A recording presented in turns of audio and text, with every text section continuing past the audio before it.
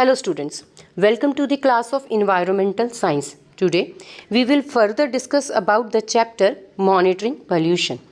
In this video we will discuss about the functions of CPCB and SPCB. So first question arises, what do you mean by CPCB? The full form of CPCB is Central Pollution Control Board of India. The Central Pollution Control Board of India is a statutory organization under the Ministry of Environment and Forest, which is MOEF. The Central Pollution Control Board, CPCB of India, was constituted in September 1974 under the Water Act, which was Prevention and Control of Pollution Act 1974.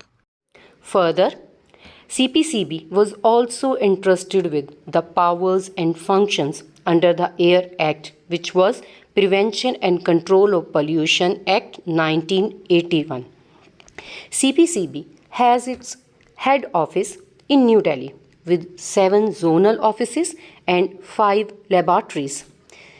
The board conducts environmental assessments, research works, and is responsible for maintaining national standards under a variety of environmental laws in consultation with zonal offices, tribal and local governments.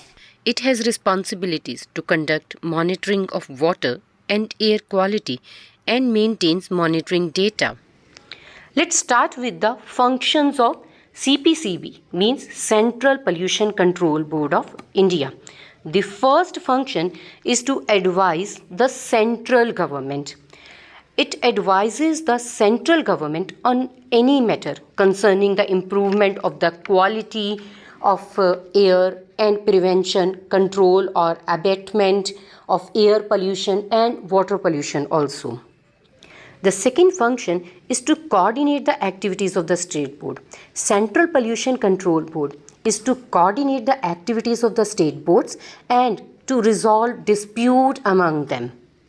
The third one is to provide technical assistance to the state boards.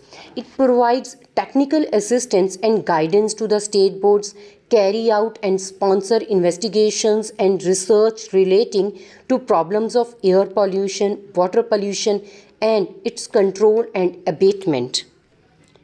The fourth one is to plan and organize training of personnel. CPCB has to plan and organize the training of persons engaged or to be engaged in programs for prevention, control and abatement of air pollution on such terms and conditions as the central board may specify. The fifth one is to publication of technical and statistical data. CPCB usually collect, compile and publish technical and statistical data relating to air pollution, water pollution and the measures devised for its effective prevention, control and abatement and prepare manuals. CPCB also lay down standards for streams or wells for the prevention, control and abatement of discharge of wastes into streams or wells. It also helps in execution of programs at national level. CPCB plans and cause to be executed as a nationwide program through mass media for the provision, control or abatement of air or water pollution. The next function is to organize comprehensive programs. CPCB organizes different kinds of programs through mass media. It assess the quality of ambient water and air and inspect wastewater treatment installations, air pollution control equipments, industrial plants or manufacturing processes to evaluate their performances and to take steps for the prevention, control and abatement of air and water pollution. CPCB, along with its counterpart state pollution control boards, are responsible for implementation of legislations relating to prevention and control of environmental pollution. Let's study about the different functions of the State Pollution Control Board, which is SPCB. The first function is to advise the central government and state government in any matter concerning the prevention, control, or abatement of air or water pollution. It also advises the state government on any matter to plan and cause to be executed a nationwide program for the prevention and control of air or water pollution. The State Pollution Control Board also plan a comprehensive program through mass media for prevention, control or abatement of air or water pollution. State Pollution Control Board also collect information relating to water or air pollution and to encourage, conduct, participate in investigations and research relating to problems of water pollution.